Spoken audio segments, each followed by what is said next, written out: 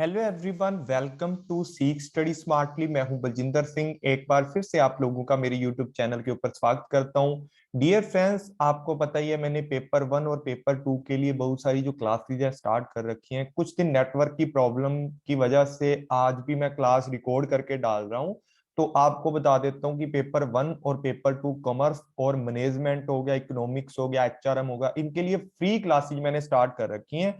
आप ये चैनल पर आओगे, प्लेलिस्ट के अंदर आना या वीडियो के अंदर आना, आपको नई नई जो क्लासेज है यहाँ पर आपको मिल जाएंगी, जिससे कि आपका बहुत ही ज्यादा जो फायदा होने वाला। प्लेलिस्ट के अंदर क्लिक करोगे, आपको सारी की सारी जो क्लासेज हैं बिल्कुल एकदम सीक्वेंस के अंदर मिल जाएंगी। जिस तरीके से ये जो क्लासेज हैं आपके सामने दिख रही हैं आपको, तो इस तरीके से आपको जो क्लासेज है सीक्वेंस के अंदर मिल जाएंगी। देखो इधर डेफिनेशन है, evaluation of the evolution of concept, ठीक है, एचआरएम की स्ट्रेटजी है, ठीक है, सारी चीजें, प्राइमरी रिस्पॉन्सिबिलिटी, एचआरएम की सारी क्लासेस हैं। इसी तरीके बहुत सारे नए नए कोर्स आपके आने वाले हैं। एक दो दिन की प्रॉब्लम और है, मे बी अगर सेट हो जाए, नहीं तो क्लासेज रिकॉर्ड करके मैं डालता रहूंगा, आप इनको कवर अप करते रहना। कल वाली ये वाली जो क्लास थी आपकी इंपीरिकल कंसेप्चुअल मिक्स मोटिवेशनल, इसी क्लास के बदले में मैं रिकॉर्डिंग करके जो क्लास है आपकी डाल रहा हूं। तो डियर फ्रेंड्स, आज की जो आपकी क्लास रहने वाली है वो इस तरह से आपकी रहने वाली है। तो स्टार्ट करते हैं आज की इंपॉर्टेंट क्लास को, जिसके अंदर पार्ट नंबर 12 है हमारा रिसर्च एप्टीट्यूड का। अगर अभी नेटवर्क नहीं भी चलेगा तो भी मैं रिकॉर्डिंग क्लासेज आपकी कंटिन्यू रखूंगा, ठीक है, क्योंकि यार बहुत दिन हो गए, मैं वेट कर रहा था कि 2-4 दिन में चल जाएगा, लेकिन 10 दिन हमारे चलेंगे इसी चीज के अंदर। तो उस चीज के लिए यार मेरी भी गलती नहीं है, क्योंकि टेक्निकल इशू है, पीछे से है क्या नहीं है। तो अभी रिकॉर्ड करके जो मैं क्लासेस है आपके लिए डाल रहा हूं, तो इंपीरिकल रिसर्च है, बाकी कंटिन्यू कर दें आप क्लासेस। जो पीछे वाली क्लासेस हैं 11 नंबर पार्ट तक क्लासेस हैं वो कवर कर लें। तो रिसर्च एप्टीट्यूड के अंदर देखो, लाइव क्लास के अंदर क्या होता है कि आप लाइव के अंदर कमेंट करके बता देते हो, आपको कोई प्रॉब्लम तो नहीं है किसी चीज के अंदर, और एक कम्युनिकेशन सा अच्छा बन जाता है, जिससे मुझे भी अच्छा लगता है, आपको भी अच्छा लगता है लाइव क्लास के अंदर। लेकिन बहुत सारे बच्चे हैं जो रिकॉर्डिंग क्लासेस भी देख लेते हैं, तो आप जो लाइव क्लास वाले बच्चे हैं वो भी रिकॉर्डिंग क्लासेस को देख लेना। बाकी डियर फ्रेंड्स, जो 2022 का रिजल्ट है, बहुत सारे बच्चे इसके बारे में पूछ रहे हैं। सॉरी, 2021 के अंदर जो एग्जाम है उसका रिजल्ट कब आएगा? तो उसका रिजल्ट है जनवरी के एंड वीक या फरवरी के फर्स्ट वीक तक का आपका रिजल्ट है, मेरे हिसाब से आ जाना चाहिए। अगर नहीं आएगा तो मतलब इसके अंदर कोई ना कोई झोल चल रहा है, उसके बारे में हमें नहीं पता अभी, क्योंकि कोई भी नोटिफिकेशन आपका नहीं आया अभी तक। तो डियर फ्रेंड्स, हो सकता है जनवरी के लास्ट वीक तक या उससे पहले भी मतलब आ सकता है रिजल्ट, या फरवरी के फर्स्ट वीक तक आपका रिजल्ट आना चाहिए। अगर रिजल्ट आपका लेट हुआ है और जो आपके 2022 के फॉर्म है वो भी लेट खुलेंगे थोड़ा मेरे हिसाब से, ठीक है ना, क्योंकि मैनेजमेंट है, उन्होंने सब कुछ मैनेज करना होता है। क्या पता 2021 वाले जो एग्जाम है किस तरीके से लेंगे, उनके ऊपर एक सेपरेट वीडियो मैं बना दूंगा। तो आज का जो हमारा क्लास है, जो डेली 7 बजे होता था, उसके ऊपर है। जो क्लास नहीं हो पाया, जिसके अंदर एम्पिरिकल रिसर्च, कंसेप्चुअल रिसर्च पढ़ेंगे, उसके बाद जो आपका क्या है मिक्स्ड रिसर्च पढ़ने वाले हैं, मोटिवेशनल रिसर्च पढ़ने वाले हैं, फील्ड रिसर्च पढ़ने वाले हैं, डायग्नोस्टिक रिसर्च पढ़ने वाले हैं। आई होप कि ये सारी चीजें आपको जो पीछे मैंने टाइप करवाया, ये टाइप्स के ऊपर लास्ट वीडियो आपकी रहने वाली है। अगर फिर भी किसी भी बच्चे को लगता है कि कोई भी टाइप आपका स्किप हो गया, तो मेरे को कमेंट के अंदर बोलना कि सर ये वाला टाइप आपने रिसर्च के अंदर नहीं पढ़ाया, क्योंकि कई बार होता है कि एक आधा टाइप है जो रह जाता है। लेकिन अगर फिर भी कोई भी टाइप मैंने नहीं कवर किया या आपको समझ नहीं आया तो बता देना। मैं अभी आपकी एक जो मैंने पहले सीरीज स्टार्ट की थी, कंसेप्ट बिल्ड सीरीज थी आपकी, वो दोबारा से स्टार्ट करूंगा। डेली उसके अंदर 2 से 3 आपको वीडियो मिलेंगी, और कल जो आपकी रह गई हैं यूनिट उनको कवर करने की मैं पूरी कोशिश करूंगा, उनके ऊपर रिकॉर्ड कर करके वीडियो डाल दूंगा। जब तक नेट नहीं चलता तो तब तक रिकॉर्डिंग वीडियो से आप स्टडी करते रहना, और इसी तरीके रेगुलर आपको जो वीडियोज है मिलती रहेंगी। तो स्टार्ट करते हैं आज की क्लास को। क्लास को स्टार्ट करने से पहले भाई, जो बच्चे नए हैं सब्सक्राइब कर लें यूट्यूब चैनल को, बेल आइकन को दबा लें, ताकि हर वीडियो का नोटिफिकेशन, चाहे वो नेट के एग्जाम से रिलेटेड है, चाहे वो आपकी क्लास से रिलेटेड है, चाहे कोई भी नई चीज की वीडियो आपको मिलती है तो सबसे पहले आपके पास नोटिफिकेशन जाए और आप टाइमली उस चीज को कैप्चर कर पाओ, हर चीज को अच्छे से समझ पाओ। तो शेयर कर दें अपने फ्रेंड के साथ, क्योंकि शेयर करने से क्या होता है कि दूसरों का भला होता है, कर भला हो भला। कमेंट करके अपना वैल्यूएबल फीडबैक जरूर देना, और लाइक आपकी मर्जी है, करो या ना करो, मतलब कर ही देना, लाइक भी इतनी मेहनत लगती है, बाकी आपकी मर्जी है। तो टेलीग्राम चैनल का लिंक डिस्क्रिप्शन में आपको मिल जाएगा। कोई भी बच्चे किसी भी प्रकार का, कोई भी आपका किसी भी प्रकार का क्वेरीज है आपकी, तो इस टेलीग्राम चैनल के ऊपर जाओ, डिस्कशन ग्रुप के अंदर जाओ, या मेरा नंबर है जो आपको मैं बता देता हूं, 8295103595। इस नंबर के ऊपर आप व्हाट्सएप कर सकते हो, टेलीग्राम मुझे कर सकते हो। तो स्टार्ट करते हैं आज की क्लास को। एम्पिरिकल रिसर्च क्या होता है? Empirical research is based on observation and measurement phenomena and deserve knowledge from actual experience rather than the from theory और बिलीव्स। देखो, जो एम्पिरिकल रिसर्च होती है, इसके बारे में जब बातचीत करते हैं ना, तो सबसे पहले आपके दिमाग में एक परसेप्शन आनी चाहिए कि आप लोग जो भी एक्सपीरियंस आपने एक्चुअल में किया है। एम्पिरिकल रिसर्च का मतलब ही ये होता है कि जो चीजें आप लोगों ने एक्चुअल आपकी लाइफ में हो चुकी हैं। जैसे मैं बोल रहा हूं कि भाई वाईफाई मैंने लगवाया, नेटवर्क, ठीक है, अब इसके अंदर जो रेंज है बिल्कुल नहीं आ रही, स्ट्रीमिंग नहीं हो पा रही, ठीक है, वैसे चल रहा है नेट, तो मेरे को बहुत सारी प्रॉब्लम आई है, ठीक है। तो मैं हमेशा यही सजेस्ट करूंगा बच्चों को कि फाइबर नेट लगवाना, ठीक है ना, फाइबर वाला नेट लगवाना। अगर कोई वाईफाई सिस्टम वाला है, एयर वाला नेटवर्क है, या तो पहले चेक करो अच्छे से 2-4 दिन, उसके बाद लगवाना। तो मतलब जो आपने ऑब्जर्व किया है, मैंने ऑब्जर्व किया कि वाईफाई वाला जो नेट है वो अच्छा नहीं होता, फाइबर वाला नेट है वो अच्छा होता है, उसकी स्पीड नहीं जाती जब तक उसकी तार ना काटी जाए। उसी तरीके से एम्पिरिकल रिसर्च के अंदर क्या होता है, आपने लाइफ के अंदर ना बहुत सारी चीजें हैं जिनके ऊपर आपने अच्छे से एक्सपीरियंस किया होता है, उन एक्सपीरियंस के बेस पर, ठीक है ना, कोई थ्योरी बनी है, किसी बंदे ने कोई थ्योरी बना के आपके सामने पेश किया, उस थ्योरी पर या किसी के विश्वास के ऊपर आप बिलीव नहीं करोगे, ठीक है ना। आपका जो सिस्टम है वो हमेशा एक्चुअल एक्सपीरियंस पे टिका होता है। एम्पिरिकल रिसर्च का मतलब होता है कि आपको लाइफ के अंदर एक्चुअल में कैसा एक्सपीरियंस मिला है, उसके ऊपर बेस्ड चीजों की बात यहां पर की जाती है कि कैसा फिनोमिना आपने देखा, किसके आधार पर आपने उसको मापा, क्या ऑब्जर्वेशन की, वो सारी चीजें होती है। Empirical research mean to experience और डाटा ड्राइव फ्रॉम, कहां से ड्राइव किया जाता है डाटा? ऑब्जर्वेशन और एक्सपेरिमेंटल। देखो, कोई भी चीज आप खुद करोगे जाकर के, मतलब एम्पिरिकल रिसर्च के अंदर फील्ड वर्क आपका, एथनोग्राफी वर्क आपका इंक्लूड किया जाता है। ऑब्जर्वेशन कहां करते हो आप? क्वालिटेटिव के अंदर। किसके अंदर करते हो? क्वालिटेटिव जो रिसर्च आपकी होती है, क्वालिटेटिव रिसर्च के अंदर आप ऑब्जर्वेशन करते हो। एंड एक्सपेरिमेंट कहां करते हो आप? जब आप अपने हाथों से कोई काम करोगे, वो एक्सपेरिमेंट के आपके अंदर आता है। तो ये कौन सी रिसर्च होती है? एम्पिरिकल रिसर्च आपकी ज्यादातर किसके अंदर आती है? आपकी क्वालिटेटिव रिसर्च के अंदर आती है, क्योंकि इसके अंदर ऑब्जर्वेशन, इसके अंदर एक्सपेरिमेंटल, दोनों चीजें इंक्लूड की जाती हैं। Empirical research is based on observation and capturing experience. देखो, सही बात बोली है बिल्कुल, कि एम्पिरिकल जो रिसर्च होती है ना, वो हमेशा ऑब्जर्वेशन के ऊपर बेस्ड होती है, कैप्चरिंग करती है किसको? एक्सपीरियंस को ज्यादा से ज्यादा कैप्चर करती है। जो आपका अनुभव है, अनुभव से जो चीजें आपने सामने से सीखी है ना, जो आपका एक्सपीरियंस था, आपने मान लो कोई भी बंदा आपको गाड़ी सिखा रहा है, ठीक है ना, गाड़ी चलाना सिखा रहा है, तो आपका जो एक्सपीरियंस था वो किस तरीके का एक्सपीरियंस आपका रहा होगा उस टाइम पर, वो सारी चीजें आप देखते हो। आप कैसे दूसरे बंदे को समझते हो कि वो बंदा आपको किस तरीके से समझा रहा है, बता रहा है, वो चीजें ऑब्जर्वेशन करते हो और कैप्चर करते हो नॉलेज को। It is important to plan the step to conduct the experiment and how to analyse it. यहां पर आपका हमेशा और हमेशा कंडक्ट करना पड़ता है आपको एक्सपेरिमेंटल रिसर्च के बारे में, and how to analyse it, ठीक है, किस तरीके से एनालाइज इसको किया जाएगा, वो सारी चीजें यहां पर आपको देखने को मिलती हैं। This will enable the researcher to resolve problem और obstacle which can occur during the experiment.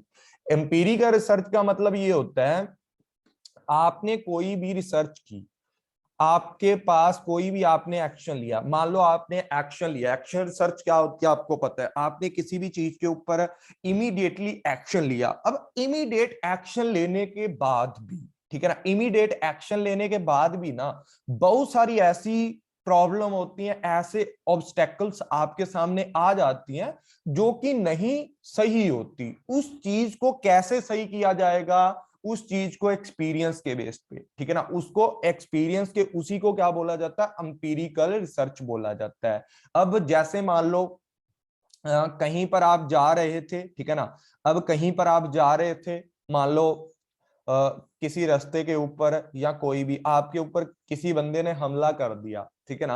अब हमला कर दिया, आप थ्योरी थोड़ी पढ़ोगे कि अगर कोई भी बंदा आपको रास्ते पे जाते आपके ऊपर हमला कर दे, तो आप पहले थ्योरी पढ़ोगे, बुक ढूंढोगे और उसके बाद देखोगे तो कि कैसे अपनी जान बचाई जाए, ठीक है ना। उस टाइम पर मान लो कोई, जैसे आप आजकल वोटिंग का टाइम चल रहा है ना, तो इस दौरान ऐसी घटनाएं हो जाती हैं कई बार। तो उस दौरान आप लोग क्या करोगे, सबसे पहले यहां पर एक्शन रिसर्च का यूज करोगे। हमला छोड़ो यार, आप कुछ और एग्जांपल ले लो, जैसे आपके आसपास के कोई वाटर वर्क्स था, ठीक है ना, यहां से वाटर सप्लाई आती है आपको, ठीक है, उस वाटर के अंदर कोई चीज मिल गई या पीछे से नहर के अंदर कोई ऐसी चीज आई, मतलब जहरीला पदार्थ आया, जिससे कि आज के टाइम में ना मतलब ऐसा होता है कि आपको बहुत सारी बीमारियां लग जाती हैं पानी पीने से ही, क्योंकि आपका शुद्ध नहीं होता पानी इस तरीके से। तो उस पानी से बहुत सारे गांव के अंदर बीमारी फैलने लगी, आपने एक्शन रिसर्च लिया। अब आपने साथ ही साथ वो पानी को साफ सुथरा करना। अब जिन लोगों की बीमारी नहीं ठीक हो रही, उन प्रॉब्लम को सोल्ट आउट करने के लिए आप एम्पिरिकल रिसर्च का यूज करते हो। इमीडिएट के बाद जो चीजें आपकी ड्यूरिंग द एक्सपेरिमेंट कर रहे हो, देखो एक्शन तो आपने ले लिया, अब एक्शन लेने के बाद और प्रॉब्लम ठीक होने के बाद भी इतना गैप आपका है, इस गैप को फुलफिल करने के लिए, इन ऑब्स्टेकल्स को, इन प्रॉब्लम को रीसोल्यूशन करने के लिए जो आप क्या करते हो, यहां पर नई नई, मान लो कोई भी अपने एक्सपीरियंस के बेस पे, एक्चुअल जो चीजें आपने एक्सपीरियंस की हैं उनके बेस पर कोई नया प्लान लेकर आते हो, नई चीज करते हो, उसको ही क्या बोला जाता है, एम्पिरिकल रिसर्च बोला जाता है। अब एम्पिरिकल रिसर्च के अंदर जब आप डाटा को गैदर करते हो ना, उसके अंदर हमेशा क्या करते हो, डाटा को गैदर करते हो, quantitative and qualitative research method दोनों यूज किए जा सकते हैं, ठीक है ना, दोनों यूज किए जा सकते हैं। लेकिन जो एम्पिरिकल रिसर्च होती है आपकी, वो हमेशा आपकी क्वालिटेटिव होती है। अब क्वालिटेटिव और क्वांटिटेटिव के अंदर क्या क्या फर्क रहता है आपका एम्पिरिकल के अंदर, देखो quantitative research method are used to gather information through the numerical data। जब न्यूमेरिकल डाटे को आप क्या करते हो, काउंट करते हो, ठीक है ना, it is use to quantity opinion behaviour to other defined to variable, ठीक है ना, बिहेवियर, आप किसी के लिए कुछ बिहेवियर कर रहे हो, उसके लिए कुछ वेरिएबल सेट आउट करने, क्वांटिटी ओपिनियंस के लिए कुछ क्वांटिटी सेटअप करनी, प्री डिटरमाइंड जो चीजें होती हैं, प्री प्लान होती हैं, जो स्ट्रक्चर्ड होती हैं, फॉर्मेट के अंदर होती हैं, वो सारी चीजें यहां पर आपको देखने को मिलती हैं। साथ ही साथ कॉमनली यूज किया जाता है मेथड आर सर्वाइंग टू, मतलब किसके, कि जो आपका लॉन्गिट्यूडनल स्टडी है, आपके सर्वे मेथड है, आपकी जो पोल्स वगैरह, ये सारे के सारे मेथड आपके क्वांटिटेटिव रिसर्च के अंदर आते हैं। क्वालिटेटिव रिसर्च क्या होता है, जहां पर आपका डाटा है, नॉन न्यूमेरिकल डाटा होता है, फाइंडिंग मीनिंग फाइंड करते हो, ओपिनियन, देखो यहां पर आपने क्वांटिटी के अंदर मीनिंग को लिखा था, लेकिन यहां पर आपने क्या किया है, ओपिनियन को देखा है, पता किया है, the underlying the fundamental reason from its subject, subject की बात करते हैं, दीज मेथड आर अनस्ट्रक्चर्ड और सेमी स्ट्रक्चर्ड। देखो जो क्वालिटेटिव आपके मेथड होते हैं वो स्ट्रक्चर्ड हो भी सकता है, अनस्ट्रक्चर्ड भी हो सकता है, बहुत सारी चीजें इसके अंदर आपको देखने को मिल सकती हैं। साथ ही साथ आपको क्या होता है, the sample size for such a researcher is usually small and conversational type of method इसको बोला जा सकता है। यहां पर आप वही बात है क्वालिटेटिव रिसर्च की, अगर मैं बात करूं कि यहां समस्या के बारे में अधिक अंतर्दृष्ट या गहन जानकारी प्रदान करने के लिए एक संवादवार्ता विधि का यूज किया जाता है, कन्वर्सेशनल टाइप ऑफ मेथड का यूज किया जाता है। कुछ मतलब देखा जाए तो आज के टाइम में ये मोस्ट पॉपुलर जो फॉर्म होता है मेथड का, जो क्वालिटेटिव के अंदर आता है, वो कौन कौन से हैं आपके? फोकस ग्रुप है, एक्सपेरिमेंटल है, या आपका इंटरव्यू है। ठीक है, इन चीजों से आपको गहनता से किसी भी चीज का अध्ययन करने के लिए सहायता मिलती है। उसके बाद देखो एडी मतलब एडीडी ग्रूट के बारे में हम बात करते हैं। एक फेमस डच साइकोलॉजिस्ट था, ठीक है ना, ये क्या था, एक फेमस डच साइकोलॉजिस्ट था। इसने क्या किया, ये चेस का एक्सपर्ट था, कंडक्ट किया था इन्होंने most noble experiment using chess. 1940 के अंदर एक मोस्ट यूजेबल एक इन्होंने क्या बनाया था, एक एक्सपेरिमेंट था, चेस के ऊपर था। During he study he came up with cycle that, इन्होंने कंसिस्ट किया था 5 तरीके की स्टेजेस ली थी इन्होंने एम्पिरिकल रिसर्च के अंदर। देखो चेस, सबसे बड़ी बात है, आपने सुना होगा भाई चेस खेला कर दिमाग अच्छा हो जाएगा, ठीक है ना, आपने सुना होगा मोस्टली कि चेस खेला कर आपका दिमाग अच्छा हो जाएगा।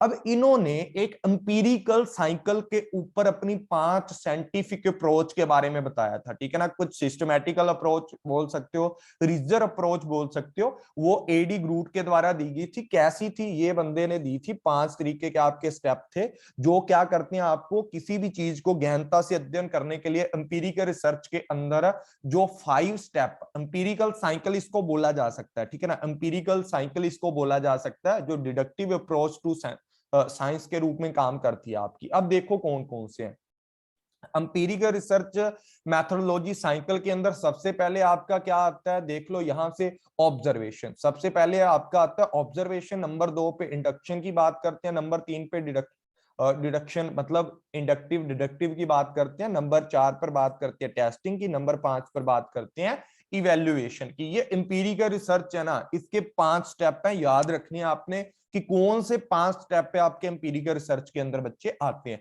सबसे पहले बात करते हैं ऑब्जर्वेशन की। ऑब्जर्वेशन का मतलब ये है, at this phase idea is, मतलब किस तरीके से आपका आइडिया स्पार्क्ड हुआ from the proposing a hypothesis, आपने एक हाइपोथेसिस को प्रपोज किया। During this phase empirical data is gathering use the observation. सबसे पहले आपने क्या किया, कोई हाइपोथेसिस आपने प्रपोज की, जैसे आप अपनी पीएचडी करते हो ना, उसी तरीके से आपने एक हाइपोथेसिस है वो आपने यहां पर ले ली, उस हाइपोथेसिस के ऊपर आपने क्या किया, डाटा को ऑब्जर्व करना स्टार्ट कर दिया।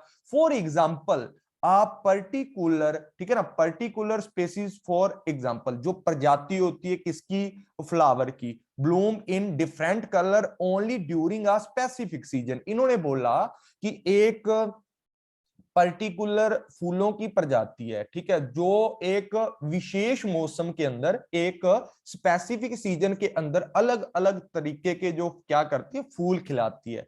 उसके बाद इंडक्शन क्या हुआ आपका, inductive reasoning is then the carry out the form general conclusion from the data. यहां से आपने एक जर्नल कंक्लूजन है, वो जिन फूलों के ऊपर आप बात कर रहे हो उसको क्या करने लगे आप, मतलब उसके ऊपर आप जानकारी इकट्ठा करने लगे। तो for example as the state above, यहां पर एक बात आप लोगों ने जो स्पेशीज के बारे में बात कर रहे थे ना, फूलों के बारे में, उनके कलर, तो ए रिसर्चर में ask question, does not temperature in season cause the colour change in flower. इसने एक नई चीज को लेकर सामने आया।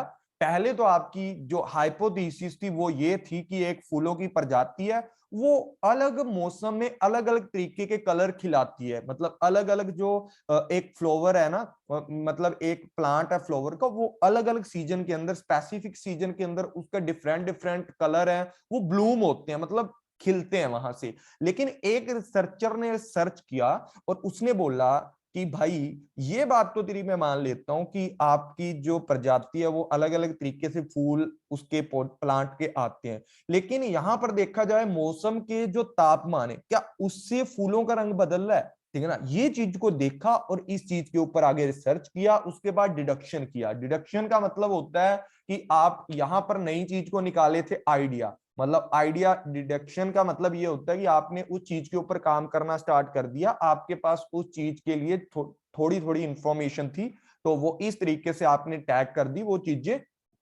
डिडक्शन का मतलब क्या होता है कि दिस फेज द रिसर्चर यहां पर कंक्लूजन कर देता है, यहां पर इसने बहुत सारी चीजें इकट्ठी की, डाटा इकट्ठा किया, ठीक है ना, उस डाटे को एनालाइज करना, यहां पर उस डाटे को एनालाइज करके इस डाटे के अंदर आप लोगों ने टेस्टिंग वगैरह की, आप लोगों ने समझा इस चीज को कि भाई फूलों का रंग है क्यों चेंज हो रहा है। तो यहां से आपने जो आपका रिसर्चर है उसने कंक्लूजन किया, एक्सपेरिमेंट किया। उदाहरण के लिए for example in this experiment if the tagged flower in different temperature environment don't, मतलब अलग अलग इन्वायरमेंट आता है तो वहां पर आपका फूलों का कलर है वो मतलब चेंज नहीं होता, वो टेम्परेचर के कारण जो तापमान है, देखा होगा आपने कई बार, मेरे घर पे भी एक फ्लावर था, तो क्या होता है कि जब बहुत ज्यादा गर्मी पड़ती है ना वो मुरझा जाते हैं या उनका कलर है जो थोड़ा थोड़ा फेट होने लग जाता है, तो वो चीज के ऊपर इन्होंने डिस्कशन कर दी और इसी चीज के ऊपर इन्होंने टेस्टिंग करना स्टार्ट कर दिया।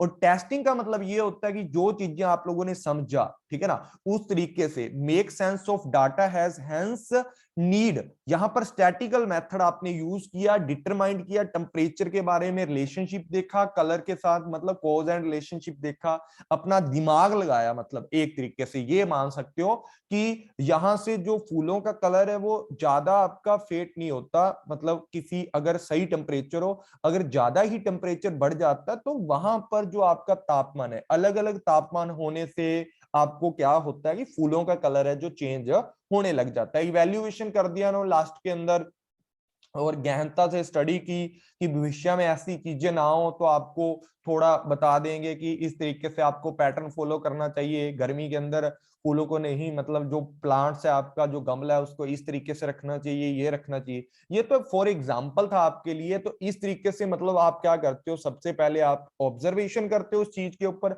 उसके ऊपर दिमाग चलाते हो, और दिमाग चलाने ही आपका बच्चे क्या होता है, ऑब्जर्वेशन और दिमाग चलाना आपका एम्पिरिकल होता है। और इंपीरिकल के बाद ये चीजें आप करते हो, डिडक्टिव टेस्टिंग करते हो उस इंपीरिकल सोच के ऊपर जो आपने सोचा, एक्सपीरियंस किया, और उसके बाद इवेल्युएट किया। मान लो आपने कोई और एग्जाम्पल ले लेते हो, फॉर एग्जाम्पल कि आप अब की बार अगर देखा होगा आप लोगों ने यूजीसी का एग्जाम है, चाहे वो कोई और एग्जाम था, अब एम्पिरिकल रिसर्च आप लोगों की हो चुकी है यहाँ पर। कैसे कि भाई कोई भी बंदा 5 मिनट लेट गया या बैलेट लगा के गया, ठीक है ना, बैलेट लगा के गया, या कोई भी बंदा स्पेक्स लगा के गया, ठीक है ना, स्पेक्स लगा के गया, तो उस बंदे को निकाल देंगे, बाहर निकाल देंगे। ये सारी चीजें, या 5 मिनट भी आप लेट गए हो, बहुत सारे अब की बार आपने देखा होगा कि बहुत सारी लड़कियां रो रही थी कि सर अभी 5 मिनट है, आप अंदर जाने दें, मेरी मतलब साल 2 साल 5 साल की मेहनत खराब हो जाएगी, ठीक है ना, इस तरीके से। तो आपको वहां से एक एक्सपीरियंस मिला होगा कि भाई आइंदा मैंने कोई भी एग्जाम है, चाहे वो यूजीसी नेट का है, चाहे कोई भी एग्जाम है, आइंदा मैंने एग्जाम के अंदर लेट नहीं पहुंचना, ठीक है ना, मैंने आइंदा एग्जाम के अंदर लेट नहीं पहुंचना। क्यों नहीं पहुंचना कि भाई 5 मिनट भी हो ना तभी भी टीचर आपको क्लास के अंदर एंटर नहीं करने देगा। ये आपका एम्पिरिकल रिसर्च था। ऐसा कितने बच्चों से आपने पूछा, उनका डाटा इकट्ठा किया, डाटा इकट्ठा करने के बाद एक थ्योरी बना दी कि जो बंदा लेट जाएगा ऐसे एग्जाम्स के अंदर, थ्योरी बन जाती है, स्टेटमेंट बन जाती है कि कोई बंदा इस सेंटर पर लेट जाएगा ना, चाहे 5 मिनट आपको अंदर नहीं जाने देंगे। तो ये एम्पिरिकल रिसर्च के अंदर आपका साइकिल इस तरीके से आपका चलता है। एम्पिरिकल रिसर्च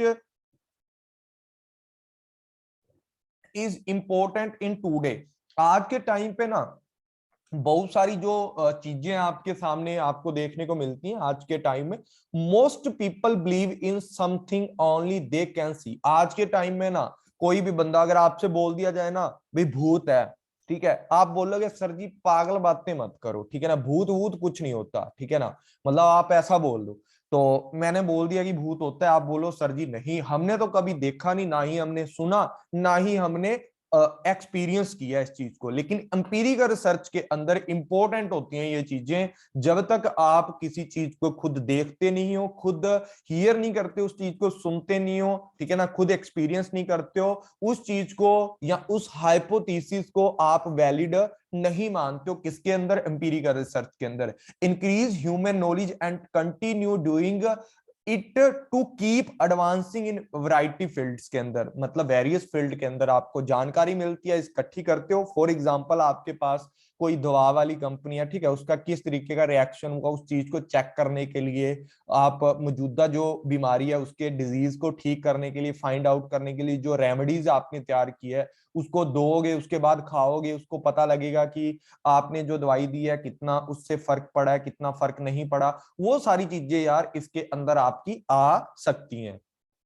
एडवांटेज क्या होती है? अब एडवांटेज क्या होती है? ऑथेंटिकेटेड ट्रेडिशनल रिसर्च होती है, मतलब जिस चीज को आपने देखा नहीं सुना नहीं उसके ऊपर आप विश्वास नहीं करते हो, तो experiment and observation are the most crucial part of empirical research, ठीक है। This research methodology make the research being conducting more capable and authenticity. यार बहुत ही अच्छी बात है कि ऐसी रिसर्च होती है जिसको प्रमाण की जरूरत नहीं होती, ये खुद ही प्रमाण होती है, मतलब ऐसी ऑथेंटिसिटी वाली रिसर्च होती है, कैपेबिलिटी होती है। मतलब ऐसा समझ सकते हो कि रिसर्च की एक एक ऐसी मेथोडोलॉजी होती है एम्पिरिकल रिसर्च, जिसके अंदर भाई आपकी जो ऑथेंटिसिटी है वो मौजूद रहती है ऑलवेज। जब तक आप उस चीज को एक्चुअल के अंदर आप उस चीज को फेस नहीं करते हो ना, उस चीज को आप राइट नहीं मानते हो, डायनेमिक होती है। देखो कोई भी चीज है, वातावरण है, आपको टाइम टू टाइम बदलता रहता है, उन चीजों को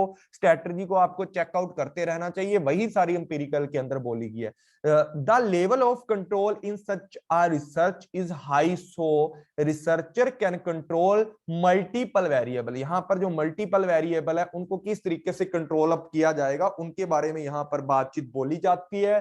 साथ के साथ इंटरनल जो वैलिडिटी होती है, दो चैप्टर आपका एक छोटा सा बनाऊंगा मैं कि वैलिडिटी क्या होती है, इंटरनल वैलिडिटी के कितने टाइप हैं, उसके ऊपर थोड़ा सा आपका मतलब रिसर्च के अंदर ही मैं बताऊंगा आपको किस तरीके से आपने करना है।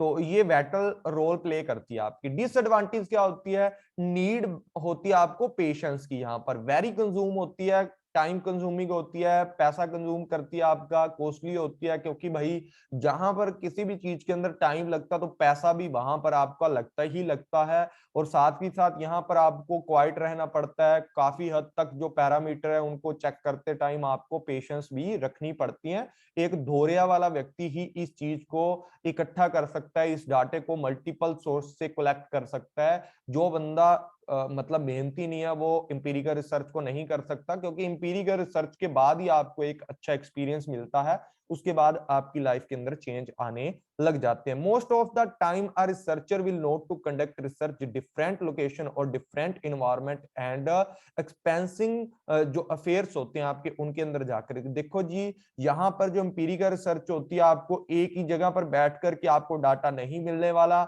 आपको अलग अलग समय पर अलग अलग स्थानों पर जाकर के अलग अलग वातावरण में जाकर के आपको अलग अलग तरीके के जो इवेंट हैं, मल्टीपल जो सोर्स हैं रिसर्च के लिए, जो बहुत ही ज्यादा क्रूशियल इंफॉर्मेशन है वो आपको इकट्ठी करनी पड़ती है। ठीक है, ये इसकी डिसएडवांटेज है कि आपका टाइम लगता, लोकेशन अलग अलग होती है, एक तो बंदा एक ही जगह पर काम करके मतलब काम चल जाता है, बहुत ही ज्यादा टाइम कंज्यूमिंग इसको बोल सकते हो। Few rule in which experiment can be perform and hence permission already. देखो बहुत सारे जो आप एम्पिरिकल रिसर्च है, आपको एक्सपीरियंस तो है, ठीक है ना, लेकिन फिर भी आपको मान लो आपने कहीं पर कोई एक्शन लेना है, ठीक है ना, पुलिस वाला है, आपको पता है नेता के पहले उनको क्या लेनी पड़ती है, परमिशन लेनी पड़ती है अपने बड़े लोगों से। आपने फिल्मों के अंदर देखा होगा कि करप्शन है, उसके ऊपर कोई भी बंदा काम नहीं करता, रिपोर्ट नहीं लिखता, ठीक है। अगर कोई बंदा ईमानदार चला गया वहां पर ऑफिसर, उस बंदे ने रिपोर्ट लिख दी, तो वो पहले क्या बोलेगा, जो उसके ऊपर वाला दबाव डालेगा, उसके ऊपर प्रेशर डालेगा कि भाई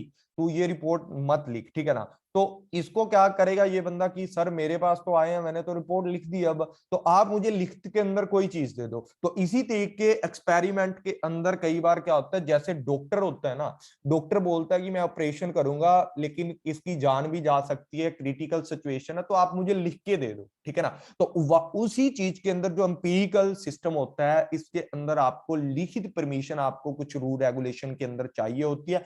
many time it is very difficult to get certain, जो आपके क्या होते हैं प्रोमिसेस होते हैं, वो आपको कई बार तो मिलते ही नहीं है, ठीक है ना। कई बार ऐसे प्रोमिसेस होते हैं, जैसे मान लो अभी बहुत दिन से एक ही मुद्दा चल रहा है आपका, मैं भी देखता हूं ना क्योंकि नेटवर्क प्रॉब्लम है, BSNL के बारे में सुना होगा, जो इंडिया की बहुत ही अच्छी कम्युनिकेट करने की एक बहुत ही अच्छी सबसे बढ़िया कंपनी है बीएसएनएल, आपको पता होगा। बीएसएनएल वालों ने बोला कि सैटेलाइट इंटरनेट सभी जगहों पर प्रोवाइड किया जाएगा, जल्दी ही प्रोवाइड किया जाएगा, फरवरी तक में भी आ जाए। तो मैंने तो न्यूज पढ़ा था। तो देखो बहुत सारी है। अभी बीएसएनएल को देखो सबसे पुराना नेटवर्क है, सबसे अच्छा नेटवर्क माना जाता है, इसको 4G नहीं मिला अभी तक।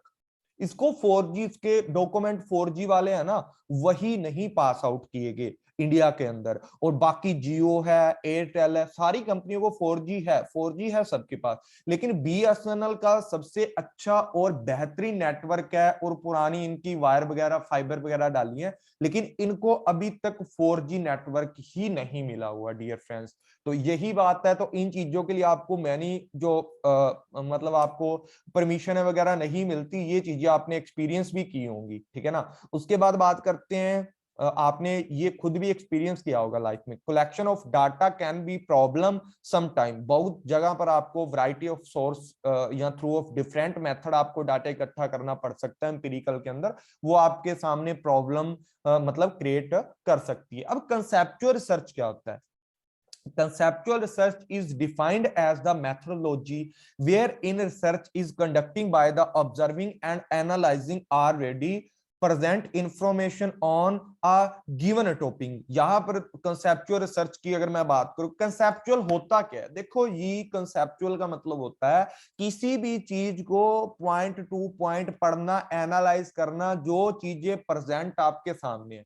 आपकी बुक है, देखो आपकी बुक है, कोई भी है, एचआरएम की है, चाहे वो टीचिंग एप्टीट्यूड की है, चाहे वो कोई भी बुक है आपकी, अगर आपने यूजीसी नेट का एग्जाम देना तो आपको क्या करना पड़ेगा? कंसेप्चुअल स्टडी, इसको एक एक पॉइंट को डीपली समझना पड़ेगा। जो डाटा आपके पास ऑलरेडी है, इंफॉर्मेशन है, टॉपिक्स है, सब कुछ, बस उसको आपने ऑब्जर्वेशन करना है, एनालाइज करना है, क्रिटिकल थिंकिंग से समझना है, ताकि आप हर चीज को सोल्ट आउट कर पाओ, ठीक है। Conceptual research does not involve conducting any practical experiment, क्योंकि जो थ्योरी आपकी है, जो एग्जिस्ट करती हैं चीजें, उन्हीं को यहां पर आप इन्वॉल्व करते हो। It is related to abstract concept और आइडिया, जो आपके अमूर्त आइडिया होते हैं, मतलब जो लिखित चीजें, जैसे ये स्लाइड आपके सामने लिखित है, ये तो आपके सामने है बच्चे। अब इस लिखित स्लाइड को, इस लिखित, देखो आज जो पीडीएफ है, आज की क्लास की पीडीएफ साथ ही साथ आपको मिल जाएगी। अब डेली आपको हर चीज की पीडीएफ है वो मैं प्रोवाइड करने वाला हूं टेलीग्राम मेरे चैनल के ऊपर, चाहे वो पेड वाला चैनल है, चाहे फ्री वाला चैनल है। और डियर फ्रेंड्स, जिन बच्चों ने ज्वाइन करना है पेड क्लासेस, जल्दी ही ज्वाइन कर लें, क्योंकि रिजल्ट आने के बाद फिर मतलब कोई भी गैप नहीं होगा, चाहे मेरे को रिकॉर्डिंग वीडियो डालनी पड़े, चाहे कुछ करना पड़े, डेली आपकी क्लासेस होंगी, ठीक है। अभी 2-4 दिन नेटवर्क की प्रॉब्लम है, मैंने बोला है, तो थोड़ा वेट कर लेते हैं कि अभी नेटवर्क चल जाए तो मेरी मेहनत भी कम हो जाएगी, आप भी लाइव आकर के पूरे अपने जो क्वेरीज है कर पाओगे। तो उस चीज के लिए थोड़ा डिस्टर्ब हूं मैं भी, तो जल्दी ही ठीक होगी ये चीजें आपकी। तो उसके बाद बात करते हैं, फिलोसफर्स होते हैं have to long use the conceptual research develop new theory. देखो जो चीजें आप एग्जिस्टिंग वाली पढ़ोगे, जितनी ज्यादा बुक्स पढ़ोगे उतना दिमाग आपका शार्प होगा, नए नए आइडिया आएंगे, इंटरप्रेट करोगे, एग्जिस्टिंग थ्योरी के बारे में समझोगे, उनके बारे में व्याख्या करोगे, वो सारी चीजें आपकी कंसेप्चुअल के अंदर आती हैं। ऐसा समझ लो यार, आपने रिसर्च एप्टीट्यूड पढ़ लिया, जितना भी पढ़ लिया, अब इनको इस तरीके से आपने याद करना है कि आपको हर पॉइंट एकदम डीपली याद हो जाए, वो कंसेप्चुअल रिसर्च के अंदर आपका आता है। Conceptual research framework constitute of a researcher combination previous research. देखो जो प्रीवियस रिसर्चेज होती हैं उसके साथ नई चीजें, जो फिनोमेना अकर होता है, उसको जोड़ करके देखा जाता है, ठीक है ना। जो चीजें नई अकर होती हैं, ठीक है, उनको पुरानी चीजों से या पुरानी चीजों को नई चीजों से जोड़ करके सिस्टमैटिकली एग्जांपल के रूप में आपकी नॉलेज है उसको आप ऑब्टेन करते हो। ऑन गोइंग रिसर्च के अंदर इस चीज का बहुत ज्यादा महत्व होता है, ठीक है ना। ऑन गोइंग रिसर्चेज होती हैं, उनके अंदर डाटा कलेक्ट करना, उनके अंदर नया मोड़ लेके आना, कंसेप्चुअल रिसर्च उसके अंदर आपकी काम आती है। और एडवांटेज क्या होती है? आप हमेशा फोकस करते हो कोई घटना क्यों हुई, कैसे हुई, कब हुई, उन चीजों को आपस के अंदर जोड़ते हो। मेनली फोकस होता है आपका कंसेप्ट क्लैरिटी के ऊपर, ठीक है, थ्योरी आपकी कैसी है, उस थ्योरी को किस तरीके से आप एग्जाम्पलिफिकेशन करके किसी बंदे को समझा रहे हो, ठीक है। It research based on the pen and paper based. Pen and paper based जो रिसर्च है आपकी वो कौन सी है, कंसेप्चुअल रिसर्च आपकी होती है। पेन एंड पेपर बेस्ड जो रिसर्च है आपकी कंसेप्चुअल रिसर्च है। जैसे मैं आपको पढ़ा रहा हूं, आप रनिंग नोट्स बनाओ, ठीक है, रनिंग नोट्स बनाओ, साथ ही साथ हर चीज को कैप्चर करो, लिखो, जिससे आपको ज्यादा बेनिफिट होगा। This type of research heavily depend on previous conducting study. देखो प्रीवियस जो स्टडी आपने कंडक्ट की है काफी हद तक उसके ऊपर आपकी क्या होती है, डिपेंड होती है, जो चीजें आपने पहले। नो फॉर्म ऑफ एक्सपेरिमेंट, यहां पर किसी भी तरीके का कोई भी आपका मेथड या फॉर्म नहीं होता एक्सपेरिमेंट करने के लिए, which time saving, time saving होता है क्योंकि पहले से आपने जो लिखी चीजें उसके अंदर नई नई चेंजिंग करते हो। जैसे आपने 2021 के अंदर जो स्टडी की है, अब नई स्टडी कर रहे हो दोबारा से, तो पुरानी जो नोट्स हैं उन्हीं के अंदर थोड़ा थोड़ा चेंज करके आप नई चीजों को, रेलिवेंट इंफॉर्मेशन को जनरेट करके कंसेप्चुअल को क्लियर कर सकते हो, कंसेप्ट को क्लियर कर सकते हो, ताकि आपके आने वाले एग्जाम अच्छे जाएं। Conceptual research is consider as the most convenient form of research. ये मोस्ट सुविधाजनक होती है, मतलब कन्वीनियंट फॉर्म होता है रिसर्च का, क्योंकि इसके अंदर आपको एक सारी के सारा जो फ्रेमवर्क है हर चीज का दिया होता है, आपने उस चीज को याद करना है एक ट्रिक के साथ, बस वही कंसेप्चुअल होता है। कंसेप्चुअल रिसर्च का फ्रेमवर्क होता क्या है, choose the topic of research. अच्छा टॉपिक आपने चूज करना है जिसके अंदर आपका इंटरेस्ट है, उसके ऊपर आपने क्या करना है, कलेक्ट करना है रिलेटिव, जो आपका रेलिवेंट, जो आपका क्या होता है लिटरेचर होता है, जो रेलिवेंट आपका क्या होता है लिटरेचर होता है, आपको कहीं से मिल सकता है, जर्नल पेपर आपके हो सकते हैं, जर्नल हो सकता है कोई वेल नोन साइंस जर्नल हो सकता, कुछ भी हो सकता है, वेल नॉलेज वाली साइंटिफिक जो मटेरियल आपको मिल रहा है वैसा। सबसे पहले आपने शोध के लिए अच्छा विषय चुनना है, उसके बाद आपने क्या करना है, प्रासंगिक जो साहित्यिक एक मात्रक जो आपके लिए बहुत ही ज्यादा इंपॉर्टेंट हो सकता है आपकी रिसर्च के लिए, आप उसको चूज करोगे। इसके लिए आपको इंटरनेट, पब्लिक लाइब्रेरी, कोई भी चीजें हैं डियर फ्रेंड्स यहाँ पर आप कर सकते हो। उन चीजों को यहाँ पर ध्यान में रख करके आप अपने डाटे को वेरीफाई करोगे, कलेक्ट करोगे। उसके बाद बात करते हैं आइडेंटिफाइंग द स्पेसिफिक वेरिएबल। यहां पर कुछ स्पेसिफिक महत्वपूर्ण जो वेरिएबल्स हैं वो आप कलेक्ट करोगे, कलेक्ट करके देखोगे, ठीक है ना। जैसे मान लो यहाँ पर कोई एक एग्जांपल लिया था किसी चीज के लिए, तो जैसे यहाँ पर एग्जांपल कंसीडर करता है किसी हाइपोथेसिस को, उन चीजों को आप ध्यान में रखते हो, दो चरों को देखकर मतलब अंदाजा लगाते हो कि 40 वर्ष है जो आपका, ठीक है ना, बियॉन्ड द 40 ईयर जो महिलाएं होती हैं उनको कैंसर हो सकती है किसी भी तरीके से, विवाहित महिलाओं को, तो वो सारी चीजें आपकी यहाँ पर देखी जाती हैं। मतलब आइडेंटिफाई करते हो कि हम लोगों ने सबसे पहले एक रिसर्च के लिए टॉपिक फिक्स किया, उसके लिए डाटा इकट्ठा किया, अब एक स्पेसिफिक चीजों को ढूंढोगे, लिटरेचर के अंदर से आप स्पेसिफिक चीजों को ढूंढोगे कि ये जो एलिमेंट्स है, ये जो वेरिएबल है बहुत ज्यादा इंपॉर्टेंट है, इनको हमने ध्यान से समझना है। जनरेट करोगे अपना खुद का फ्रेमवर्क स्टेप बाय स्टेप हर चीज को, कि किस तरीके से अब इस प्रॉब्लम को सॉल्ट आउट करना है, तो वहां पूरे रिसर्च के जो स्टेप हैं कल मैं आपको समझाऊंगा, वो आपने रिसर्च के पूरे स्टेप लगा करके आपने पूरी चीजों को सॉल्व कर लेना है। ये आपका कंसेप्चुअल होता है। मिक्स्ड रिसर्च के बारे में अगर मैं बात करूं तो क्या क्या चीजें आती हैं मिक्स्ड रिसर्च के अंदर। देखो मिक्स्ड रिसर्च के अंदर क्वांटिटेटिव और क्वालिटेटिव दोनों का जब मिक्स करके आप किसी चीज के ऊपर, जितना कुछ मैंने आज तक आपको पढ़ाया है टाइप्स ऑफ रिसर्च के अंदर, उन दोनों को मिक्स करके जब आप चलते हो, that is called the mixed research. Mixed research is the methodology for the conducting research, involve करता है collecting, analysing and integrating quantitative, जैसे एक्सपेरिमेंट हो गया, आपके सर्वे हो गया, क्वालिटेटिव है, फोकस ग्रुप है, इंटरव्यू रिसर्च है। This approach to research use when this integrate provide the better understanding research की अंडर। देखो कई चीजें ऐसी होती हैं जिसके अंदर आपको क्वालिटेटिव से समझ आता है, कुछ चीजें आपकी ऐसी होती हैं प्रॉब्लम की जिसके अंदर आपको क्वांटिटेटिव से समझ आता है, किसी चीजों को ज्यादा डीपली आपने जाकर देखना पड़ता है। किसी चीज में दोनों की बेटर अंडरस्टैंडिंग करने के लिए जब आप किसी प्रॉब्लम को बेटर समझते हो तो आपको क्वांटिटेटिव प्लस क्वालिटेटिव दोनों को यूज करना पड़ता है। By mixing both quantitative and qualitative research and data, दोनों को जब आप एकदम से डीपली इंटीग्रेटेड करके समझते हो तो आपको मतलब आप ब्रीथ में जाते हो, उस चीज के डेप्थ में जाते हो, अंडरस्टैंड करते हो उस चीज का, कोलाब्रेशन करके हर चीज को समझते हो, देखते हो क्या वीकनेस है, कहाँ प्रॉब्लम है, उन चीजों को ज्यादा बेटर आप समझ पाओगे। उसी को मिक्स रिसर्च बोला जाता है। प्रोवाइडिंग आपके पास स्ट्रेंथ होती है किस चीज की, क्वांटिटेटिव और क्वालिटेटिव, जिससे आपकी जो वीकनेस होती है आप उसको दूर कर सकते हो मिक्स रिसर्च के according. Provide a more complete and comprehensive.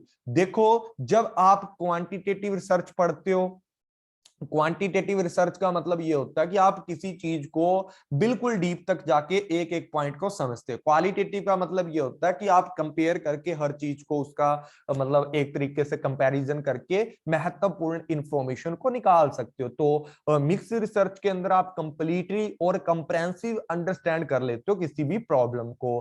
Provide and approach for depending better more contest आपका है, ठीक है ना। यहाँ पर आपको ज्यादा से ज्यादा डेवलप होगा बेटर अप्रोच, बेटर आइडिया मिलेंगे आपको, मोर कॉन्टेस्ट और स्पेसिफिक इंस्ट्रूमेंट आपको अच्छे से अच्छे यहाँ पर मिलेंगे। हेल्प टू एक्सप्लेन फाइंडिंग और हाउ कैजुअल जो आपकी प्रोसेस वर्क करती है, किस तरीके से आपकी काम करेगी, वो चीज यहाँ पर आपको देखने को मिलती है। साथ ही साथ यहाँ पर क्या होता है, डिसएडवांटेज ऑफ मिक्स मेथोडोलॉजी आपकी किस तरीके से काम करेगी, ठीक है ना, उसकी क्या क्या आपकी डिसएडवांटेज है। यहां पर जो डिजाइन है, आप ये सोचते रहोगे कि यार मैं क्वालिटेटिव से काम करूं या क्वांटिटेटिव से, जो रिसर्च का डिजाइन है आपका कॉम्प्लेक्स बनता है। मोर मच टाइम आपका लगता है कि कौन सा टाइप यूज करूं, क्वांटिटेटिव या क्वालिटेटिव। डिफिकल्ट इंप्लीकेशन करना प्लान को कि भाई इस चीज के ऊपर कौन सा प्लान एक्टिवेट करना है, मैंने क्वालिटेटिव वाला मेथड यूज करूं या, क्योंकि आपके पास क्वांटिटेटिव और क्वालिटेटिव दोनों होते हैं मिक्स रिसर्च के अंदर। अब कौन सा ज्यादा बेहतर है, उस चीज को इंप्लीकेशन करने के अंदर आपका ज्यादा टाइम वेस्ट होगा, टाइम खराब होगा, रिसोर्सेज ज्यादा लगेंगे।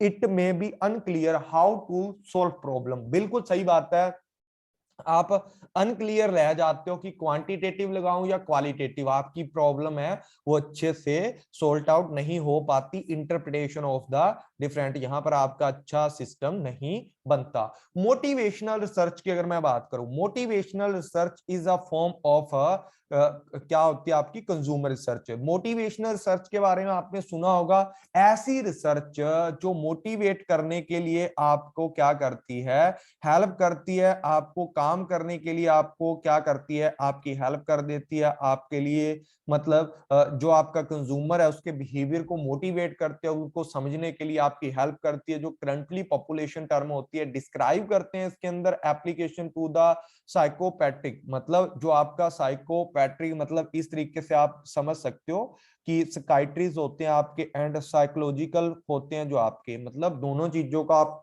ऐसा समझ सकते हो कि बेटर अंडरस्टैंडिंग ले पाते हो यहां से, ठीक है ना। साइकेट्रिक्स का यूज करके, साइकोलॉजिकल टेक्निक्स का यूज करके अंडरस्टैंड करते हो बेटर इंफॉर्मेशन को। And why people response as to product, आपके प्रोडक्ट के लिए, आपकी एड्स के लिए, आपकी मार्केटिंग सिचुएशन के लिए। ज्यादातर जो मोटिवेशनल रिसर्च है आपकी कंज्यूमर रिसर्च के लिए यूज की जाती है। कंज्यूमर का बिहेवियर कैसे मोटिवेट किया जाए, कैसे हमारे प्रोडक्ट के लिए उसकी परसेप्शन को बदला जाए, उस चीज के लिए जो रिसर्च होती है वो आपकी मोटिवेशनल रिसर्च होती है। Motivational research seek to discover the compare what consumer do not full understand about themself. यहां पर यही चीज देखी जाती है कि कंज्यूमर आपके लिए क्या समझता है, क्या नहीं समझता, उन चीजों को, अनकॉन्शियस क्या है उसके माइंड के अंदर, कॉन्शियस क्या है आपकी चीजों के लिए, क्या उनको चीजें जो इन्फ्लुएंस करती हैं, एग्जिस्टिंग अजम्पशन लेते हो। साथ ही साथ क्या होता है, motivational research is the analyse करता है, किसको एनालाइज करता है, किसको, विशेष को, डिजायर को, नीड्स को, मतलब कहां से आपकी इच्छाएं ड्राइव होती हैं उन चीजों को, ठीक है ना। मतलब पूरा कुल मिलाकर why consumer behaviour for the your product, कोई भी बिहेवियर आपके प्रोडक्ट के लिए क्यों करता है, एक जो कंज्यूमर होता है उनके लिए जो सारी बातें होती है इसके अंदर इंक्लूड की जाती है। ये देखो हिंदी के अंदर भी मैंने कर रखा है कि जो आपकी प्रेरणा अनुसंधान, मोटिवेशनल अनुसंधान में इच्छाओं को, जरूरतों को ड्राइव कहां से की जाती है आदि का विश्लेषण करके प्रेरणा अनुसंधान में उपभोक्ता व्यवहार होते हैं उनके कारण का पता लगाया जाता है, प्रयास किया जाता है, स्पष्ट किया जाता है कि कोई बंदा आपके लिए, आपके प्रोडक्ट के लिए कितना अच्छा है, मार्केट की स्थिति के अंदर जो विज्ञापन जो चल रहे हैं वो किस तरीके से काम करेंगे। फील्ड रिसर्च क्या होता है? फील्ड के बारे में तो आपने सुना ही होगा। जब आप जाते हो, क्वालिटेटिव रिसर्च होता है कि जब फील्ड रिसर्च का मतलब होता है as a qualitative research method का यूज करके डाटे को कलेक्ट करते हो, ऑब्जर्व करते हो, इंटरेक्ट करते हो, अंडरस्टैंड करते हो नेचुरल फिनोमिनेस को, नेचुरल इन्वायरमेंट को। नेचुरल इन्वायरमेंट में जाते हो, किसी भी प्रकार की कोई भी चेंजिंग आप नहीं करते हो, इन्वायरमेंट में जाकर के देखते हो कि सामने वाला बंदा किस तरीके से वर्क कर रहा है, किस तरीके से है, किस तरीके से जा रहा है, वो सारी चीजें ऑब्जर्व करते हो। हमेशा क्वालिटेटिव जो रिसर्च आपको क्वालिटेटिव रिसर्च करवाई है उसके अंदर ऑब्जर्वेशन है, इंटरेक्शन है, अंडरस्टैंडिंग है, पीपल कैसे नेचुरल इन्वायरमेंट में बिहेवियर करते हैं, ठीक है, उस सराउंडिंग में रह करके कैसे बिहेवियर करते हैं, उन चीजों को कन्वर्जेशनल करने के लिए, उन चीजों को समझने के लिए, नेचुरल सराउंडिंग को समझने के लिए, why they react to create scenario, ठीक है ना, वो चीजों को समझने के लिए, सोशल साइंटिफिक कंडक्ट जो चीजें होती हैं उनको समझने के लिए, सोशल इन्वायरमेंट के अंदर लोगों का जो डिस्टेंस है, रिएक्ट है या बिहेवियर है, उनको समझने के लिए आप क्या करते हो? फील्ड रिसर्च करते हो। फील्ड रिसर्च क्यों करते हो? कि आपके प्रोडक्ट के लिए, आपकी किसी चीज के लिए, आपके व्यूज के लिए, आपकी कोई फैक्ट के लिए, आपके किसी इवेंट के लिए लोग क्या सोचते हैं, वहां जाकर इंटरव्यू कंडक्ट करते हो और सिनेरियो का पता करते हो। कि जैसे मान लो किसी फैशन के ऊपर आपने कोई भी मतलब चीज लगा दिया, आपने कोई भी फैशन नया चला है, उस फैशन के ऊपर चेकआउट करने के लिए भी लोगों का क्या रिएक्ट है, उस फैशन को आप लोगों ने चलाया है, उस फैशन को लोग कितना पसंद कर रहे हैं आपकी आसपास की सराउंडिंग में, जब वहां जाकर डाटे को ऑब्जर्व किया जाता है, इंटरेक्ट किया जाता है, लोगों को अंडरस्टैंड किया जाता है, that is called the field research, उसको बोला जाता है। हिंदी के अंदर उदाहरण दे रखा है, देख लेना। और फील्ड रिसर्च के अंदर क्या क्या चीजें आपकी इंक्लूड की जाती हैं? एथनोग्राफी, लोगों के साथ मिलना, उनके साथ रहकर उनके बिहेवियर को पढ़ना, ऑब्जर्व करना, उन चीजों का एथनोग्राफी के अंदर, उनके कल्चर को समझना, वो किस तरीके से रिएक्ट कर रहे हैं आपके प्रोडक्ट के लिए, आपकी किसी चीज के लिए, वो एथनोग्राफी के अंदर आता है। क्वालिटेटिव इंटरव्यू मैंने बताया आपको, ओपन एंडेड क्वेश्चन आप पूछते हो यहाँ पर, ठीक है ना, ओपन एंडेड क्वेश्चन पूछते हो, बिल्कुल ओपनली हर चीज के बारे में। केस स्टडी क्या होता है? कि कोई चीज जो हो चुकी है, इवेंट हो चुका है, कोई फैक्ट हो चुका है, उसको ढूंढने के लिए आप बार बार उसी चीजों को अंडरस्टैंड करते हो। पार्टिसिपेंट ऑब्जर्वेशन, किसी बंदे को बोला जाता है भी तू बता, तू पार्टिसिपेट कर इस चीज के लिए और इन चीजों को लोगों को जागरूक कर किसी प्रोडक्ट के लिए, वो सारी चीजें सर जी आपकी पार्टिसिपेशन ऑब्जर्वेशन में अंदर आती है। डायरेक्ट ऑब्जर्वेशन क्या होता है? जब आप सामने बंदे को देखते हो, एकदम उस बंदे को बिना बताए उसकी एक्टिविटी नोट करते हो, उस बंदे को बिना बताए उसकी एक्टिविटी नोट करते हो, उसके बारे में बातचीत करते हो, उनके मतलब वो बंदा वातावरण में रहकर, वो बंदा इन्वायरमेंट में रह करके किस तरीके से काम कर रहा है, वो चीजें जब आप करते हो, that is called the ethnographic research, sorry direct observation या एथनोग्राफिक रिसर्च इसको बोला जाता है। डायरेक्ट ऑब्जर्वेशन देखो, सारी चीजों के बारे में मैंने डिटेल में बताया आपको। डायरेक्ट ऑब्जर्वेशन क्या होता है? डाटा कलेक्ट करते हो वाया द ऑब्जर्वेशनल मेथड और सब्जेक्ट इन द, देखो आपका कुछ सब्जेक्ट होता है, कुछ चीजें आपने फिक्स कर रखी होती हैं डायरेक्ट ऑब्जर्वेशन के अंदर, कि भाई मैंने जो इस इन्वायरमेंट के अंदर जो बिहेवियर के आउटकम में situation is not interfered any way by the researcher, जो सिचुएशन है वो डिसाइड नहीं की जाती, बस नेचुरल इन्वायरमेंट के अंदर देखा जाता है कि कोई बंदा कैसा रिएक्ट कर रहा है। यहां से आपको क्या होता है? Advantage of direct observation, contextual data आपको मिलता है on the people, situation and interaction and surrounding. ये सारी चीजों के ऊपर आप जब डाटा इकट्ठा करने जाते हो तो डायरेक्ट ऑब्जर्वेशन आपको करना पड़ता है। पार्टिसिपेशन, जब बंदा एक रिसर्चर उस चीज के अंदर या सामने वाला बंदा एकदम से पार्टिसिपेट हो जाता है, मतलब जैसे ये मार्केट के अंदर 10 लोग थे, इन 10 लोगों में घुस करके हर बंदे का व्यू जानने की कोशिश करता है रिसर्चर कि भाई ये जो नया प्रोडक्ट है ये बंदा भी कंज्यूमर बनता है, यहाँ पर जो रिसर्चर है वो भी कंज्यूमर बन के गया और सबसे बात करता है कि भाई यार ये जो नया प्रोडक्ट आया मार्केट के अंदर, ये जो नई चीज आई है एनवायरनमेंट के अंदर, तो इसके बारे में आप क्या सोच रखते हो। तो रिसर्चर वहां से जाकर कंफर्टेबल जोन बनाता है, ओपन जोन बनाता है, उनके साथ डिस्कशन करता है, उनके बीच में इन्वॉल्व हो जाता है, उनसे सारी की सारी जो बातचीत है वो वहां से पता करता है। वो पार्टिसिपेशन है जहां पर एक रिसर्चर खुद जाकर डीपली इन्वॉल्व होकर वहां से प्योरली डाटे को ऑब्जर्व करता है, डाटे को कलेक्ट करता है, इन डेप्थ डिस्कशन करता है, कंफर्टेबल इन्वायरमेंट के अंदर जाकर के हर चीज को देखता है। वो आपका पार्टिसिपेशन ऑब्जर्वेशन होता है। डायरेक्ट के अंदर आप बिना उसको बताए आप डायरेक्ट ही उसकी ऑब्जर्वेशन करते हो। एथनोग्राफी क्या होता है, कल्चर वैल्यू के बारे में ये तो मैंने आपको डीपली पढ़ाया है कि कल्चर वैल्यू बिलीफ सिस्टम आपका किस तरीके से चलता है, उन सारी चीजों को यहाँ पर इन्वॉल्व किया जाता है। लाइव हो जाता है बंदा, मतलब लाइव अमंगस्ट करता है किसके, जिन लोगों के अंदर बीच में साइलेंटली ऑब्जर्वेशन, ठीक है ना। साइलेंटली ऑब्जर्वेशन कहाँ की जाती है बच्चे, एथनोग्राफी रिसर्च के अंदर डे बाय डे के अंदर आपका किया जाता है। क्वांटिटेटिव इंटरव्यू आपके क्या होते हैं, कुछ कन्वर्सेशनल होते हैं, सेमी स्ट्रक्चर हो सकते हैं, ओपन एंडेड है, मिक्स होती हैं, बहुत सारी चीजें आपकी इसके अंदर, कुछ स्टैंडर्ड भी फिक्स हो सकते हैं। One on one interview, focus group interview, मतलब आपका टैक्स एनालाइज, बहुत सारी चीजें आपकी क्वालिटेटिव इंटरव्यू के अंदर आपकी आ सकती हैं। केस स्टडी की अगर मैं बात करूं, केस स्टडी का मतलब ये होता है एक case study research in depth analyse person, situation और इवेंट को अच्छे से पढ़ता है। One of the simplest way conducting research, difficult to operate होता है क्योंकि ये चीजें पहले से हो चुकी होती हैं, इनको आप ऑपरेट नहीं कर पाते। Deep dive through the understanding, आपको एक 10-15 पेज पढ़ के हर प्रॉब्लम को समझना पड़ता है, या एक बुक पढ़ के हर चीज को समझ करके उसके डीप तक आप जाते हो। डायग्नोस्टिक रिसर्च क्या होती है, आज की लास्ट स्लाइड है डियर फ्रेंड्स आपकी, आई होप कि आज की क्लास आपको अच्छी लगेगी। तो यहां पर डायग्नोस्टिक रिसर्च आपकी क्या होती है, डायग्नोस्टिक रिसर्च स्टडी, देखो पिछली जितनी भी मैंने टाइप्स करवाए हैं, चाहे वो आज की क्लास के अंदर एम्पिरिकल पढ़ाया मैंने, कंसेप्चुअल पढ़ाया आपको, ठीक है, या कोई भी आपको मतलब फील्ड रिसर्च पढ़ाया, या इससे मोटिवेशनल पढ़ाया आपको, मिक्स रिसर्च पढ़ाया, किसी भी टाइप में बच्चे कोई भी प्रॉब्लम है, आप हर बच्चा कमेंट करके मुझे आंसर करेगा इस चीज का कि सर जी हमें यहाँ प्रॉब्लम है, तो मैं उस चीज को आपको सॉर्ट आउट करूंगा। जल्दी ही आपकी जो रिकॉर्डिंग है 2 से लेकर 3 बजे तक, 2 PM या 3 PM टू 4 PM एक रिकॉर्डिंग आपको मिल जाया करेगी, जिसके अंदर MCQ आपके होंगे।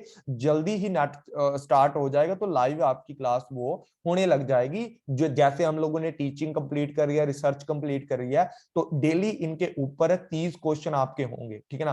15 से 30 क्वेश्चन आपके डेली आपको करवाए जाएंगे। Diagnostic research study determine the frequently of occurrence of something और it associate with the some time else. देखो कोई भी चीज कितनी जल्दी अकर होती है, किसके साथ जुड़ी हुई है, उन चीजों को पता किया जाता है। डायग्नोस्टिक रिसर्च का सबसे अच्छा एग्जांपल होता है, आप जब डॉक्टर के पास जाते हो ना, डॉक्टर आपका क्या करता है, ब्लड लेता है, सैंपल लेता है, ठीक है, उस सैंपल में लेकर के आपको चेक करता है, ठीक है ना, माइक्रोस्कोप लगा करके चेक करता है, कुछ भी बहुत सारी चीजें लगा करके आपको चेक करता है, और एक एक चीज को डायग्नोस करता है कि कोई प्रॉब्लम अकर क्यों हो रही है, उसकी जड़ को पकड़ने की कोशिश करता है। जब आपके सामने कोई प्रॉब्लम आती है, उसकी जड़ को पकड़ने के लिए हर एक पॉइंट को एनालाइज करते हो, हर चीज की फ्रिक्वेंसी क्यों अकर हो रही है, कोई भी चीज आपके अंदर क्यों अकर हो रही है, उस चीज को पता करने के लिए, उस प्रॉब्लम की जड़ तक पहुंचने के लिए जो रिसर्च डिजाइन को यूज किया जाता है, that is called the diagnostic research, उसको बोला जाता है। अब इसके ना कुछ स्टेप हैं जिनको आपको ध्यान में रखना पड़ता है। Objective of the study, what the study about and why the study being made, ठीक है ना। यहां पर ये देखा जाता है कि स्टडी करना क्यों है, उसका उद्देश्य है, अध्ययन का उद्देश्य क्या है, अध्ययन किसके बारे में है, इसको क्यों बनाया जा रहा है, क्यों किया जा रहा है, ठीक है ना। वो चीज यहां पर डायग्नोस्टिक रिसर्च का पहला स्टेप आपका हो सकता है। मेथड कलेक्ट किया जाएगा, मेथड कौन सी टेक्निक आपको, मेथड मतलब मेथड कौन सा आपका होगा जिससे डाटा कलेक्ट करोगे, कौन कौन से मेथड आपके द्वारा यूज किए जाएंगे डायग्नोस्टिक रिसर्च के अंदर। नंबर 2 पे ये स्टेप होता है। नंबर 3 पे बात करते हैं, सैंपल सिलेक्शन है। How much material will be need, आपको कितना जो आपका सैंपल है, कितना नमूना आपको चूज करना है, कितनी सामग्री की आपको आवश्यकता पड़ेगी जिसमें से आप डाटा कलेक्ट किया है, उसमें से कितना सैंपल आप निकालने वाले हो। डाटा कलेक्शन, डाटा कलेक्शन का मतलब ये होता है कि आपकी रिक्वायरमेंट का इंपॉर्टेंट डाटा क्या है, व्हाट इज टाइम फ्रिक्वेंसी क्या है, डाटा कब से रिलेट आप ले रहे हो, क्या वो आपके डाटा इंपॉर्टेंट है आपकी चीज के लिए, वो सारी चीजें यहाँ पर देखी जाती है। डाटा प्रोसेसिंग एंड एनालाइज यहाँ पर किया जाता है, डाटा प्रोसेसिंग एंड डाटे को एनालाइज यहाँ पर किया जाता है। रिपोर्टिंग द फाइंडिंग, ठीक है ना, रिपोर्टिंग, उसके बाद क्या करते हैं, रिपोर्टिंग एंड जो फाइंडिंग की आपने रिपोर्टिंग के ऊपर लिख करके डायग्नोस्टिक कर देते हो। डॉक्टर आपको बता देता है कि बच्चे आपको ये बीमारी है, आपको इतना टाइम आपका इलाज चलेगा। ये इस तरीके से जो रिसर्च आपकी, कोई भी प्रॉब्लम हो सकती है आपकी, लोकल हो सकती है, स्टेट प्रॉब्लम कोई भी हो सकती है, ठीक है, उसका इलाज निकालने के लिए डायग्नोस्टिक करो बस कि ये प्रॉब्लम है, कितने जल्दी इसको ठीक कर सकते हैं, क्या क्या मेथड लगा के ठीक कर सकते हैं। हर चीज के लिए कोई ना कोई सोल्यूशन होता है, उन सारी चीजों को यहाँ पर देखा जाता है, समझा जाता है, वो सारी चीजें आपकी यहाँ पर आपको देखने को मिलती हैं, आपको समझने को मिलती हैं। तो ये थी आपकी आज की क्लास। आई होप कि आपको आज की क्लास अच्छी लगी होगी। आज की क्लास के अंदर पूरी जो चीजें आपको समझ आई होंगी, ठीक है ना। तो आज की क्लास आपको अभी डाल देता हूँ, मे बी 7 बजे से ऊपर आपका जो टाइम है हो चुका है, लेकिन आपको इसकी रिकॉर्डिंग अभी मैं डाल देता हूँ। तो डियर फ्रेंड्स, आज की क्लास के अंदर आपको कैसा मतलब रिकॉर्डिंग के अंदर कोई प्रॉब्लम आई तो बता देना, ठीक है। बाकी कमेंट करके कोई भी आपका क्वेश्चन है तो आप पूछ लेना। तो थैंक यू ऑल फ्रेंड्स, मिलते हैं नेक्स्ट क्लास के अंदर। लाइक शेयर जरूर कर देना क्लास को। टेक केयर गाइज, मिलते हैं नेक्स्ट क्लास के अंदर। मे बी आज आपकी ट्रेनिंग की क्लास भी मैं अपलोड कर दूं।